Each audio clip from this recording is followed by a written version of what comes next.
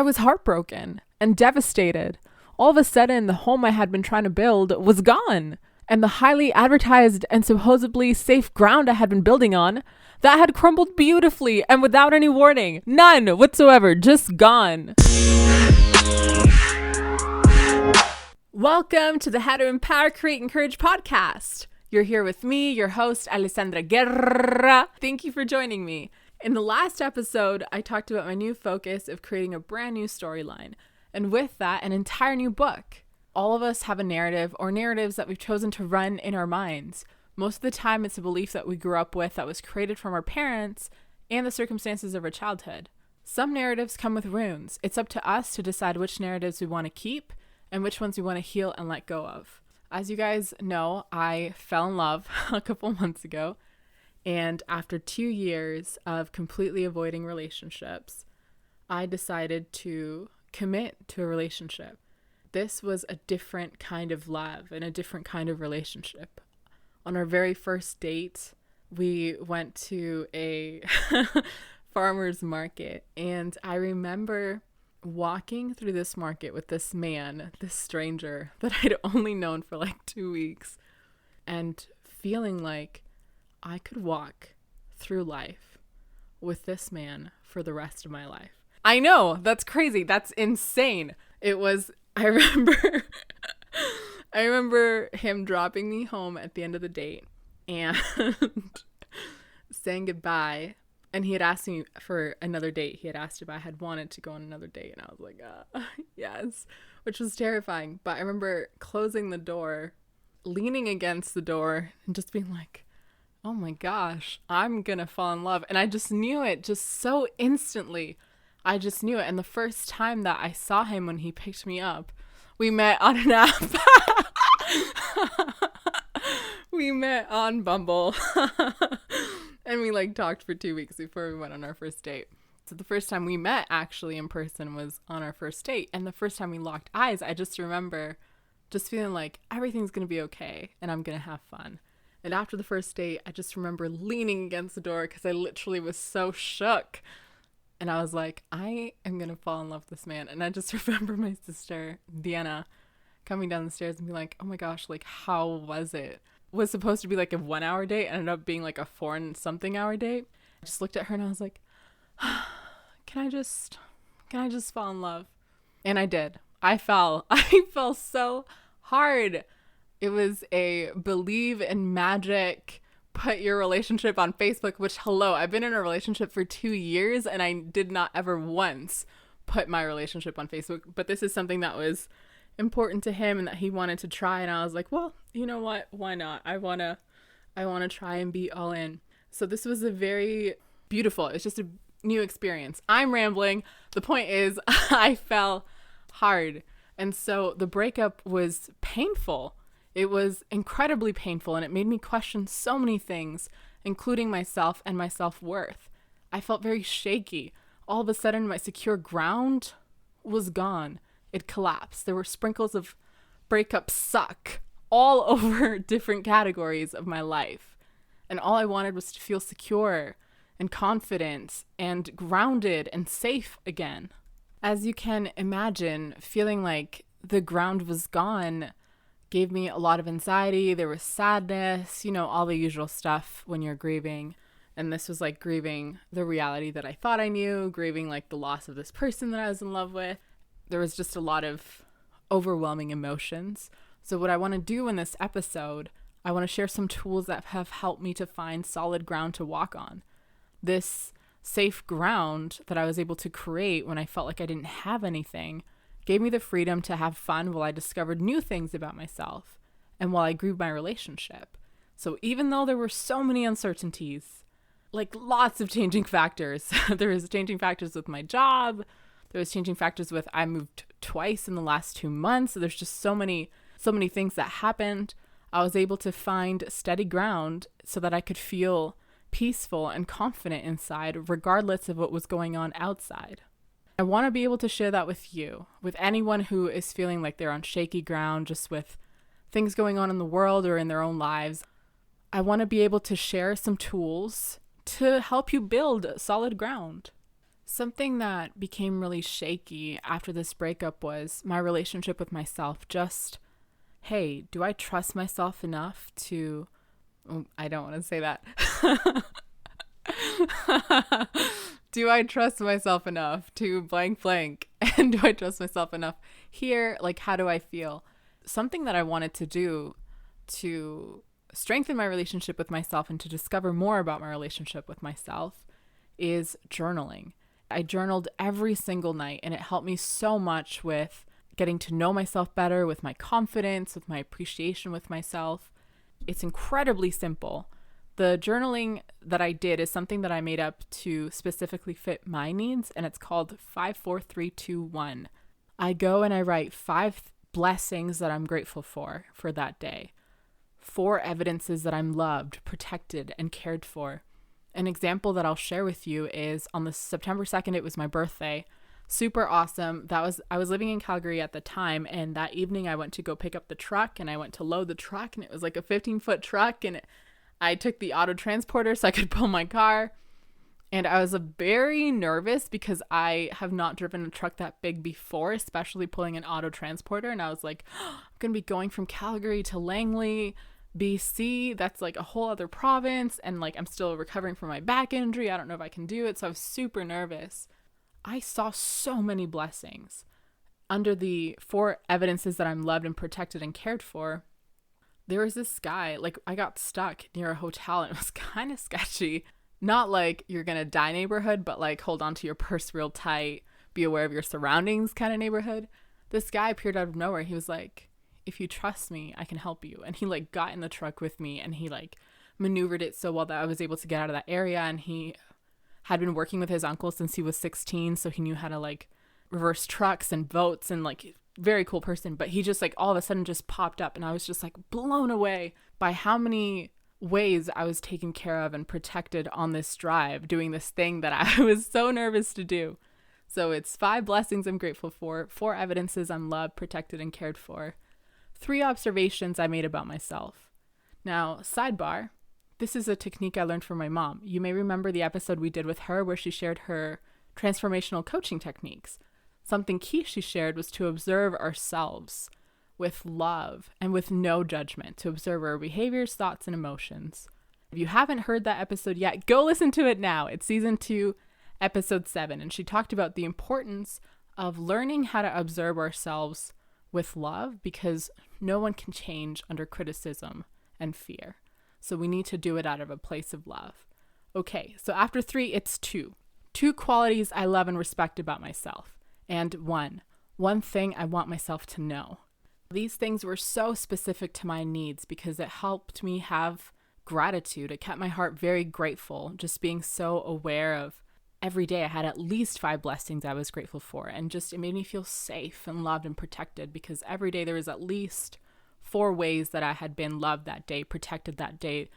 And all of that, I believe, goes back to the hand of God and how much He loves us and how much He really is looking out for us. And sometimes we just have to open our eyes to see it and open our hearts and our minds so that we can feel it and recognize it. So all of that helped me feel more safe, build stronger ground, and it also helped me become more aware of who I was through the observation of myself, through the, hey, what are the qualities I love and respect about myself? And the 1 thing I want myself to know, that was always powerful. It was always just like, I was always blown away by what I wanted myself to know. So I invite you to please try this 54321. And if your needs are different than mine, then tweak them to your needs. I believe so strongly in the power of journaling and being mindful and just practicing awareness with ourselves. I think it's so powerful. So in the last bit before my relationship ended, I was feeling extreme anxiety. Just something felt off in the relationship and I couldn't pinpoint what. And it just was so discouraging. It was so scary. It made me feel so anxious. My mind would race. My heart would race. I cried so many times in the last 4 weeks of my relationship. It was insane. Whenever I started worrying about the future or analyzing the past or like worrying about the present, just all this worry, stress, anxiety, what I did is I applied a grounding technique I learned in trauma coaching from my mom. And this one is also very simple. It's 5, 4, 3, 2, 1. 5. Describe 5 things you can see. 4. Describe 4 things you can hear. 3. Describe 3 things you can touch. And what do they feel like? 2. Describe 2 things you can smell. 1. Describe 1 thing you can taste. Close with saying your name, the date, and describing where you're sitting. This helps pull you back into the present for when your mind races and you're stuck in past or future anxiety. And I really like that one because it helped me be like, okay, I'm here. I'm here in this moment. Nothing else exists. It's just me and this moment. I was up in a trip for Calgary just before the breakup, I guess the week of the breakup. And I was at one of the temples in Calgary. I guess the only temple in Calgary, actually, there's only one. And I was standing there and I was just kind of like enjoying the sunset. And I was looking at the temple, and the temple is a house of God. And I just remember thinking, oh man, like I want to know what to do. Like, I'm so in love with this guy, but it does not feel right anymore. Something feels off. I don't know what to do. Like, I don't want to break up with him, but it feels so wrong. Like, I feel cognitive dissonance being in this relationship that I don't know if I can stay, but I don't want to leave. Like, I want to figure out what to do. What do I do? And I was just getting so anxious, and I closed my eyes and I just enjoyed the breeze. It was a very warm day, so I like feeling the warmth of my skin, but not too hot because that makes me sad. But I just remember a voice came in my head and it said, nothing else exists. There's only you and this moment. There's only you and this moment. Okay, there's only me and this moment. And this moment is beautiful. Like, I have no clue what's going on. I have no clue what to do. But this moment is beautiful. That was also the day my boss had called me and told me, hey, like, we need you back in Langley. So you're going to need to decide what you're doing. If you're going to stay with us, you need to be back in Langley. If not, then I guess, like, bye. But he didn't say it like that, but that's essentially what it was. I wasn't sure what I wanted to do with my career. I was like, maybe I want to take a different direction to a more humanitarian field because that's where I've been most involved in. And this is more towards business. So there was just like so many options. Like, there's just so many decisions I had to make. Plus there was another move my family was considering. So there was just a lot on the table in terms of what to decide. But I loved it when I just had to close my eyes and it was just like, there's only you and this moment. Nothing else exists. And I was like, this is a beautiful moment. How could it not be? Like, the sunset was gorgeous. I felt so peaceful on the ground. And I just remember I kept asking my mom, where do I belong? Where do I belong? And she was like, you belong here. You belong to God. You belong to this moment. You belong to your family. You belong to yourself. And there's just something about that just, it just resonated and it made me feel so much better. I don't even know where I'm going with this. So I'm going to just throw in that I love my mom. And I'm going to start with the third technique that I want to share with you guys. There was an immense amount of stress on my body, on my mind, just so much stress, so much anxiety. So I want to share my favorite techniques for regulating my nervous system. It's so simple. It goes like this: 5, 4, 3, 2, 1. 5 long inhales and exhales. This is a technique my mom emphasizes.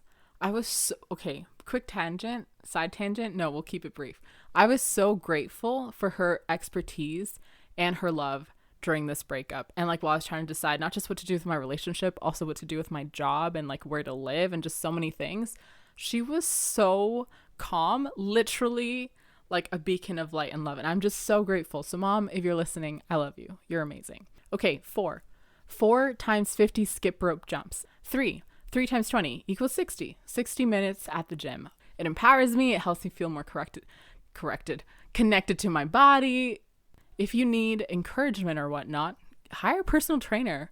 Do whatever you need to do to get yourself going. If exercising is something that's important to you, and if you can't afford a personal trainer, maybe get some friends, get an accountability group going or something like that. 2 times 10, a 20-minute walk with Theo. We don't like calling him dog because he's like our dog brother. He's part of our family. So 1 minute prayer. I get on my knees and I pray aloud in the most honest, vulnerable, and intentional way possible. This helps me to feel connected to God, and it affirms what the loudness of the stress sometimes makes me forget, that God loves me, just like he loves all his children, and he's got my back, which means that everything's going to be okay. You've probably noticed that all of these include being active and using my body, which helps me feel more connected with myself, helps me feel more grounded and safer. It might not be your thing to be this active when you're stressed. If it's not, there's plenty of techniques online to help you regulate your nervous system. A wonderful resource is my mom. You can check out her YouTube videos, and I'll include her links in the bio. All right, it's Sunday, September 19th, which means it's officially day 15 in my new home and city. I am loving working on my new storyline and narrative, and I just want to share a couple things with you guys that have happened because of this shift. One was, I already mentioned it, but I'm just so impressed with myself. I freaking drove a 15-foot truck and pulled an auto transporter. Nope, that's not how you say it. Auto transporter, and drove all the way from Calgary to Langley, BC. I reversed and pulled that sucker out of tight places, except for that hotel sketchy place where that guy came to help me. Thank you so much, dude. And oh my gosh, so many amazing things have happened. I got my fantasy novel manuscript back on Friday, and I'm so excited. I'm so excited to move forward with this dream of mine where I get to share this world that I've created with the people in the world. And I just hope that people will be able to relate to the characters and kind of feel a little bit identified in the characters, because there's so many of them that are going through all these things. And I think, to be honest, there's a part of me in all the characters, except maybe like for the really vile, evil ones. They're kind of awful. I hope that there's not a part of me in there, but there could be. I mean, I made them up. But yeah, I look forward to hearing your thoughts on that when I finally launch it and I finally publish it. I just want to share that everyone is empowered to create a new life, one that makes you feel happy and fulfilled, and you can choose your narrative. And if you don't like the book that your life is right now, change the book, write a new storyline. You can do this. I've got so many wonderful experiences that I want to share with you guys, and so many ideas that I have for season 3. I can feel this is going to be a very special time in my life. Right now I'm in Langley, British Columbia, and I'm in a home that I love. I'm working at a place that I love and I believe in. I'm following my dreams, and I've just had an amazing time connecting with people here. And I feel so fulfilled. It's crazy that a couple weeks ago, I was like, oh my gosh, like, I don't know what I'm doing. Like, what am I going to do? I just followed what I felt was right. And it's all working out. I know that that can happen for all of you too. Follow what you feel is right. Dare to take risks. Follow your dreams. They're worth it. Okay, I think that I've gone on enough tangents today. Subscribe, stay tuned, and join our community on Instagram under @empower.create.encourage. There are so many things I want to share with you. Experiment with these steps today with the prompts, with the techniques, and let me know how it goes. I want to know. Remember, you can create the life, the love, the reality, and the world that you want. I believe in you. Oh, thank you.